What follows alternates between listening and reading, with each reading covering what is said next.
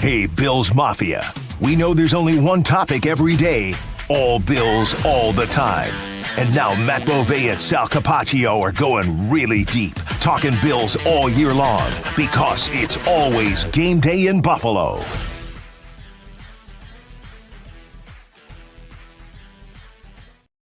Hey, Happy New Year, everybody. We are back.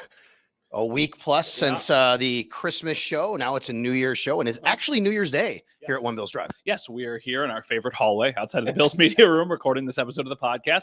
It is New Year's Day. No weird schedule this week like they did on Christmas. I don't think they felt like they needed to take the day off for New Year's Day like they did for Christmas Day. So business as usual here. It's a Wednesday walkthrough. Hear from Sean McDermott, players afterwards, 2 practices this week, Thursday, Friday, and then the regular season finale. I'm actually, shout out to all the media who made it down here for New Year's Day. I didn't think we'd have this this group. This is a nice commitment by everybody. New Year's Day is not New Year's. I figured, like, I'm going to use you as an example. I'd be like, well, Matt's like the sports director. He'd be like, nah, I'm going to take the day off. It's New Year's Day. It's a holiday, but shout out. We got everybody down here. Well, you know what the interesting thing is? My wife and I had this conversation. I took off New Year's Eve. I feel like New Year's Eve is the more important day to be off and just give yourself the flexibility and the freedom. So I took off New Year's Eve, which then meant I had to work New Year's Day, which I'm totally cool with. I just never been a big New Year's guy. And I think most people are kind of in the same boat. So did you go out for New Year's Eve? I mean, we had like a little kiddie ball drop with our daughter and her friends. Before midnight, though. Yeah, 7 o'clock. Exactly. Yeah. Well, that's the London time. You did London New Year's here in Buffalo. Happy New Year. Hopefully everybody had a great time out there. We stayed home as well. I watched the Sabres, unfortunately, lose again, and some college football. And then we just kind of bumped around and actually fell asleep before midnight, which has been the customary thing to do here as I get older. All right, let's get right to it. The Bills. We got an injury update from Sean McDermott today here on a Wednesday practice, which will be a walkthrough, which is a normal operating procedure. We know that on Sunday, the game means nothing for the Bills in the standings, and they're going to start Josh Allen, and then he's going to come out quickly. That will keep his consecutive start streak alive, which is at 114. That'll be 115 games. In the meantime, we did get some news today that we have to be a little bit cognizant of going forward, which is middle linebacker Terrell Bernard.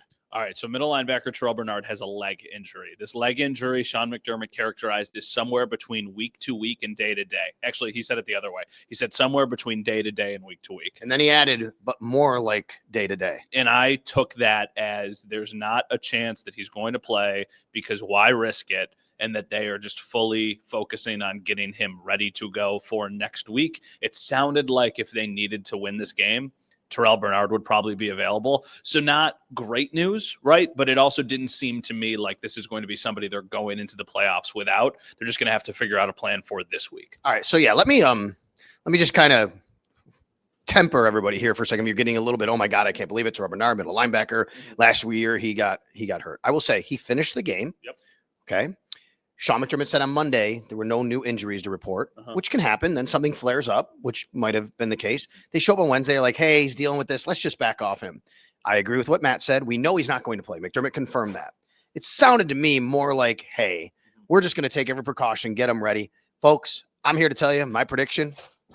There's no way in heck Terrell Bernard is not playing at the first playoff game here at Highmark Stadium. Yeah, especially when you consider last year how vocal he was about trying to get back out onto the field for the Chiefs game and him just doing everything he could but not being able to go. I think that they are going to be, if you've got a stubbed toe, if you've got a little bit of a bruise, I think they're going to be overcautious with all of their starters for this game and just let a bunch of backups and then the practice squad guys we'll talk about play in this game. So I think they're just being overly cautious. Okay, so the Bills have kind of an interesting situation roster-wise and numbers-wise to deal with. I asked Sean McDermott specifically, what does it look like at quarterback? Because let's think about this for a second, Matt. We know that Josh is going to start. He's going to come out of the game. Yeah. Mitch Trubisky is going to go in. You don't even want Josh to be the backup because if something happened to Mitch, now Josh has to play. However, with the numbers and with people being banged up, and we also have to include the limited guys today, which are Taylor Rapp, Damar Hamlin, Cam Lewis, 3 safeties, and Curtis Samuel.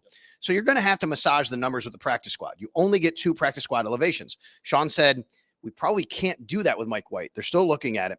So that means you're going to get Mitch Trubisky for pretty much the whole game after Josh exits, and Josh will become kind of the backup quarterback, which I would imagine if something happened to Mitch, you're just having Josh go in and hand it off or run Wildcat for the rest of the day. I was going to say you're just going to probably put like Ty Johnson back there and just take snaps out of the Wildcat. I think it's interesting because going into today, before our Wednesday press conference, I thought we would see a series or two from Josh Allen. After hearing Sean today, I don't get that sense. I think he's going to play like maybe a play. I agree. I thought maybe my prediction has been 3 plays all week. Yeah, I mean, legitimately, he might. And for the sake of the bit, if he's going to do that, if they're going to do that, I want him to kneel. I don't want him to hand it off. I want him to come in, get a snap and shotgun, take a knee, walk off the field, put on a baseball hat. I don't know if they would want to do that or he would. No, he won't do that. He's going to turn around and hand it to James Cook or throw like a really quick pass or something. Okay. That's what's going to happen. I'm glad you brought up James Cook because is he a guy? Setting you up for, yes. That's good because I'm going to tell you this. There's no way the starting offensive line's not playing if Josh Allen's in there. Yeah, I think they're all playing.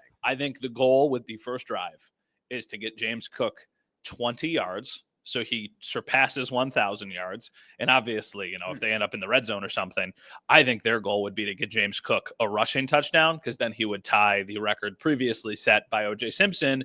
And let's just call a spade here. They want somebody to take that record. Yes. I know it would take 2 to get past it, but he would at least tie it.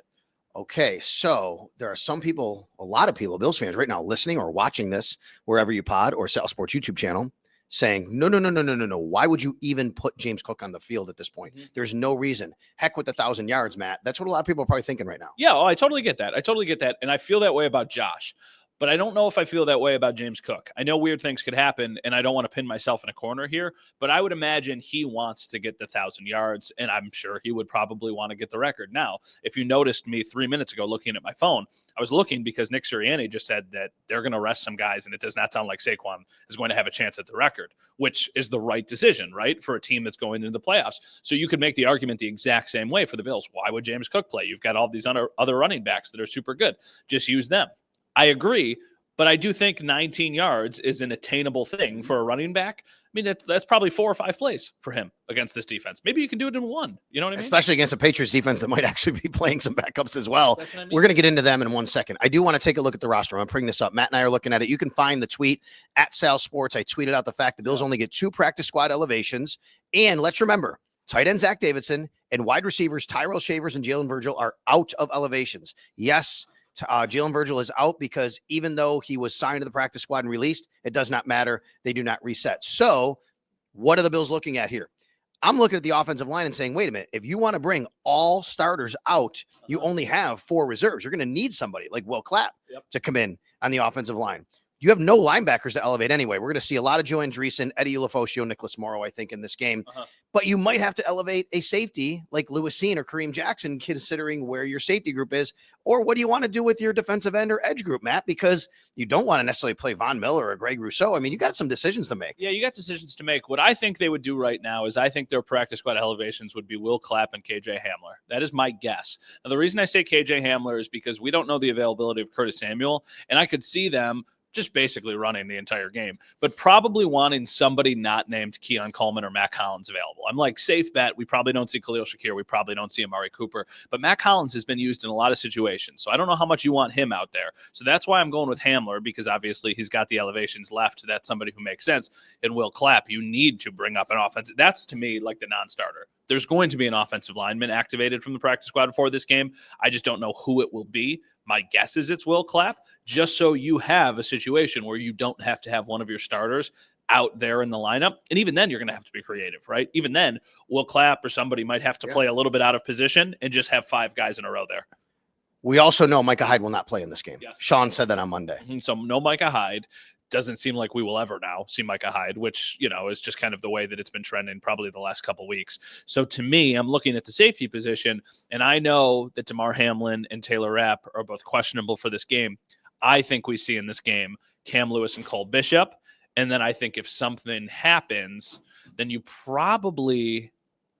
Well, he did say, let's remember Monday, Sean said he'd like Damar Hamlin and Curtis Samuel to be able to play in this game to get some reps in. That's a good point. You brought up a good point about Damar. I think Damar probably, if he's available, Damar probably does play for a bit of this game. Also, interesting comment today about Cole Bishop. I liked it. Let's talk about it. Yeah, interesting comment. So he was asked if, not to peel off of one topic and go on. No, that's all right. Independent of the injuries here, Yeah. this is just straight up play situation. Yeah, so he was asked if Cole Bishop has earned a greater role or an expanded role on the defense, and he said, we'll see, and then said he really, really likes the progress that Cole Bishop has made over the course of this season. I don't think they would make a change now. I really don't at this point in the season. But his answer didn't close the door on that either, right? Like, is there a world where it's Cole Bishop and Taylor Rapp as their two starting safeties going into the playoffs? Is it likely?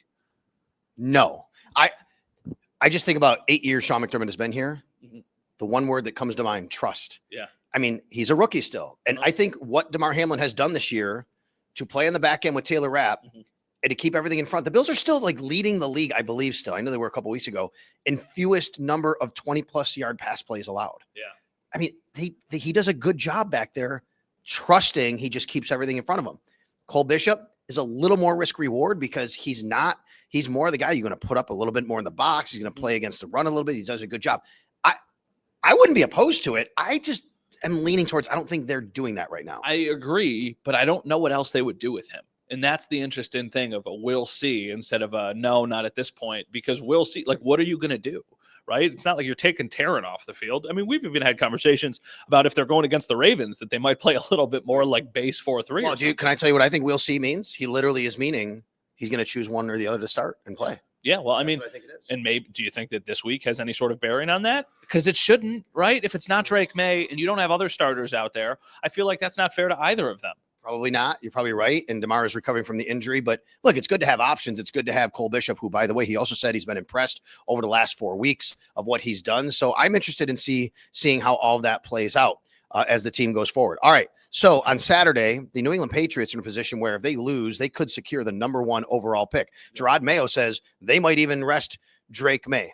It sounds to me, he says he's been in contact with ownership. Sounds to me like, ownership telling him, hey, you're going to stick to the plan if you want to stick around here. Yeah, right. And the plan is to not win. But man, I just think that is such a tough thing to do for any coach to go to. What is he going to do? Is he going to tell Christian Gonzalez, don't have an interception, we're trying to lose? Is he going to tell the guys who've worked their tails off all year, his careers, this is what they do? They're trying to put stuff on film. They're trying to get paid. They're trying to stay in the league and say, hey, we're going to not try and win. You can't do that. And I think he would lose so much respect in that locker room, even for going that route. I don't think it's that you're trying to lose.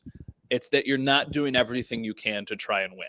That is what I would imagine is going through his head and maybe the head of some of the upper level of management. It's different because it's one game, but it's always what I thought about the Sabres all those years ago I don't think the players on the ice are trying to lose. Of course not. Of course not. And I don't think the coach is trying to lose. But I don't think they're given the resources or the pieces or players or talent. Man, how does that look in a one-game situation? So take me into this. So it's 4th down and whatever. Is he literally making the decision that hurts his team more than helps his team because of that?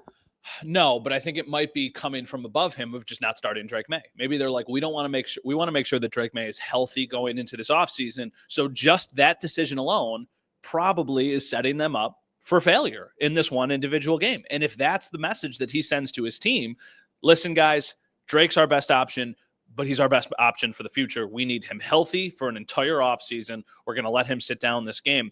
I don't know what that's received. And it's a double-edged sword too, because he could look back at them. He's not. I understand how locker rooms work. He could be like, we're in this position because you guys stink. He's not going to do that. But if the players are like, I lost all respect for this team. He could say, I lost all respect when I watched you play all of those games that you lost. God, that's amazing. Is it wrong? No, a couple of years ago, Brian Flores allegedly was asked to tank at the end of the year. Yeah, and he's like, I'm not doing that. And I respect the hell out of Brian Flores for that. You have a locker room of 53 players who you're saying every day you go out there to put your career in front of people and on the line, that you can't ever do something that compromises them being in that position to try and win. I agree with it. I would do the same thing. If I was a coach and I was like, hey, you got a tank. No, like, we're in this together. We're going to try and win. It's how you feel about Brian Daboll last week, right? Like, Brian Daboll might not have a job next year. So he's probably like, hell yeah, we're going to win this game. I don't care about the future. Same thing with Joe Shane. It's like, I don't know if he's going to stay. I'm sure organizationally it makes more sense to lose the game, right? Yeah. But the team is different than sometimes the organizational viewpoint on No things. doubt. So that's why There are definitely people in the Patriots organization who would like to lose this game. There's no doubt about that. yeah, absolutely. Oh, yeah, there's no Absolutely. doubt. I would go a step further and I'll say if you're the Bills in this game because you want to win the game, you want Mr. Trubisky to win the game, yeah, you want to get out healthy. You know what? Fine, Patriots. I don't care if you get the number 1 pick. You already have your quarterback. You got to make the good picks anyway. Who cares? I hope the Bills go out there, Mr. Trubisky, Mike White, whoever it is, and puts up 50 on them. That's what I hope. I go the other way, and I would say there's not really a benefit unless you believe that the backups winning will lead to some sort of benefit in the playoffs, which I don't know if I feel that way. It would be more advantageous to lose this game. But how? So what? They get the number 1 pick. Look at the Jets have had high picks every year, and the Browns have had. Does not matter who are they going to pick. Travis Hunter, great, go get him. Get an offensive lineman, great. They're going to trade down for a bunch of picks. They already have their quarterback. They're not getting the next, great stud coming out of college. No, I know, but it gives you a position to have a lot more because they're already in a really the Patriots. As far as the division are concerned, are set up the second best. It's the Bills, and then it's the Patriots because they've got a young quarterback. They've got a lot of flexibility with cap space. They're going to have assets. If they get the number 1 overall pick, maybe like the Raiders is a team that's like, we need to draft a quarterback. We want Shedeur. We're going to give you 2 1s and a 2 to move up and get that pick. Now, all of a sudden, the Patriots have 2 first-round picks and a second-round pick in addition to all of the cap space. That is how you surround a young quarterback. I agree from their perspective. An immense level of talent. But I'm not worried about it from a Bills perspective for them. See, The Dolphins went through the same thing when they just traded for the Trey Lance trade with the Niners went up and got him. Where's that gotten them? For who? When they traded with the Niners, the Dolphins had this high pick. The Niners went up to get Trey Lance and gave him all these draft picks. Who cares? That's who they traded. Yes. The Dolphins? Oh, I don't remember it being the Dolphins. I just remember the Tua draft the year that he went, 5 and then. Pretty positive it was the Dolphins. I'll look back. But my point is, you still have to do it right. And I'm not convinced. I don't care. Go up. I hope the Bills go out there and just beat them down because you know what? That's just, it's just, it has nothing negative on the Bills other than indirect effect of the Patriots getting the number 1 pick. And I'm not worried about that. I am treating this weekend like a preseason game. The most important thing is do not get hurt. Nobody get hurt. That is far and away the most important thing. The second most important thing is, I don't know, just like have a good game plan for, I don't even know what the second most important thing is. 49ers traded. No, this was when they traded him in this year. I was going to say. So I'm trying to figure out who did they trade with? Who did they trade with? Trade for Trey Lance. Here we go. 49ers, Trey Lance, number 3 pick in the NFL draft. It was the number 3 pick. I'm pretty positive it was the Miami Dolphins. Let's revisit this just for a second. All right. 49ers, Trey Lance, number 1 pick. They traded away first round selection, scheduled pick number 12 overall. And sorry, folks, we're trying to read through this right now. But either way, it doesn't matter. We'll have to figure that out. But I'm pretty sure it was the Dolphins when they did it. Either way, let's go to the AFC playoff picture. I wanted to get this in before we went on out of here because I have a question for you. Okay. All right. I'm going to bring this up right now. Matt and I are looking at the standings. Okay. I'll just say it in simplest terms. Who would you give a better chance to beat Baltimore in round 1? The Chargers. The Steelers or the Chargers? Really? Even though the Steelers kind of have beaten them quite a bit in their division opponents. I think the best outcome for the Bills this weekend. Well, I shouldn't say that. The best outcome for the Bills this weekend would be the Ravens losing and the Steelers winning, and then the Steelers win the division. And then the Ravens are probably the 5 or the 6 seed, but trying to avoid them as long as possible. But if things go relatively chalk, like it looks like they're going to go right now, I think the Chargers are more capable of beating the Ravens than the Steelers are. I know the Steelers have given them a hard time, but I think of it almost more like the Patriots giving the Bills a hard time. And then in the wild card game, they were absolutely unbelievable. Yes, you were right about Miami. So Houston and Miami were involved in this. Yeah. So Houston and Miami. Remember Miami? That was the Laramie Tunsil stuff that went on. Miami, I think, had that 3rd pick overall, and San Francisco wound up trading him. Anyway, I don't think it's helped Miami a ton to this point either. You would make the argument you'd rather see the Ravens play the Steelers. Ooh, no, I think you're right. I think the Chargers can beat the Ravens. I think they can too. In fact, I'm going to take a step further and say, okay, here's the deal. Here's why I ask. Right now, folks, okay, we know Kansas City, Buffalo, 1-2. We know Houston, 4. 3 is almost definitely going to be the Baltimore Ravens. They can lock that in Saturday. Okay, that means they will play the 6th seed. Well, 5 right now is Pittsburgh, and 6 is the Chargers. They're tied in record. If the Steelers lose this week to the Bengals, which is possible, and the Chargers beat the Raiders, suddenly the Steelers go to 6 and the Chargers go to 5.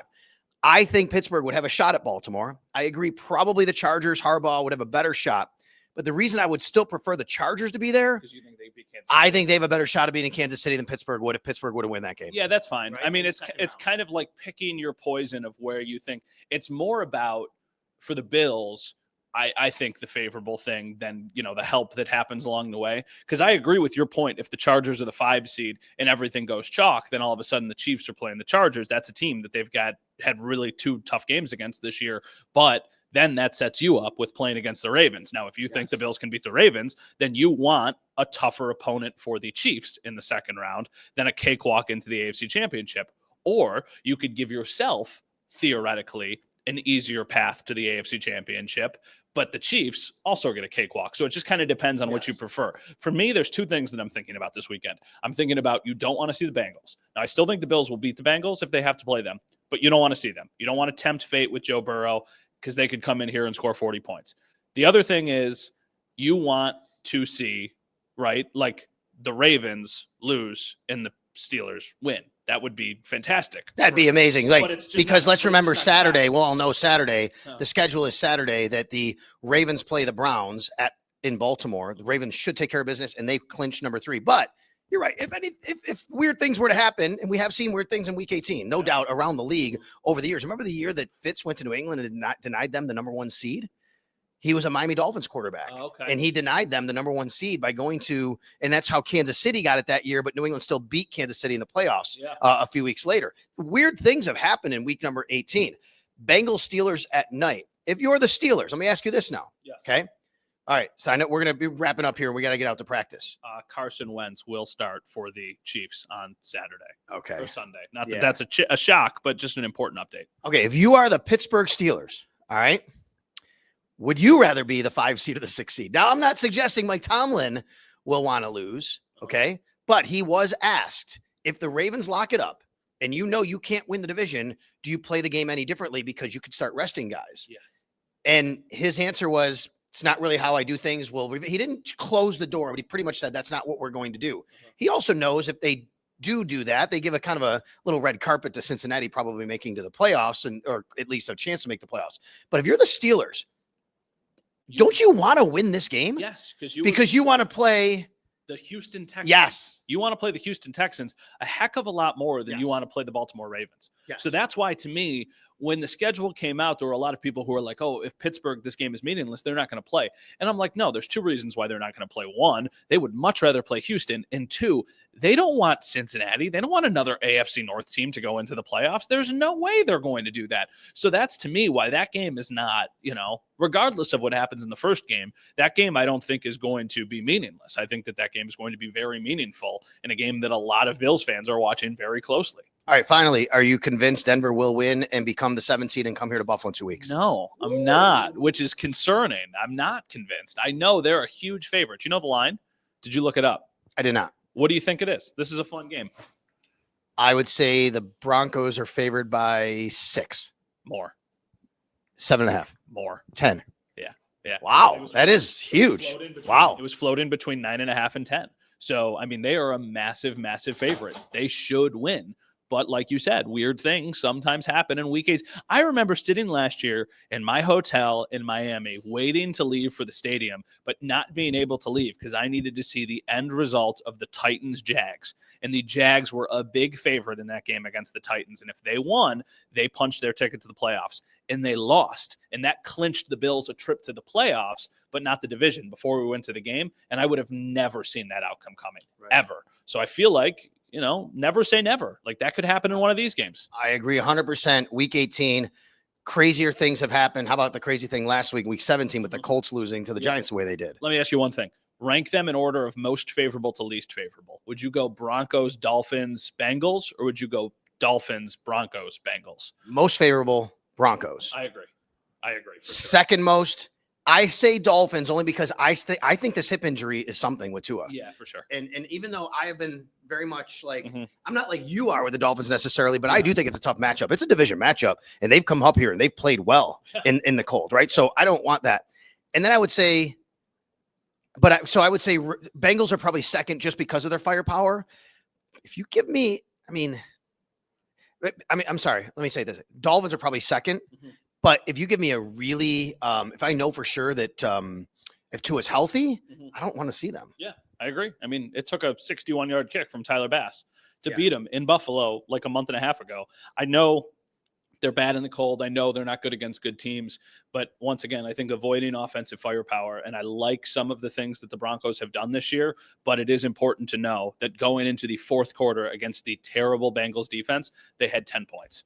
So it's not like that this is an offensive juggernaut team. The other thing there is, I think for the Bills, you want to avoid really elite running backs.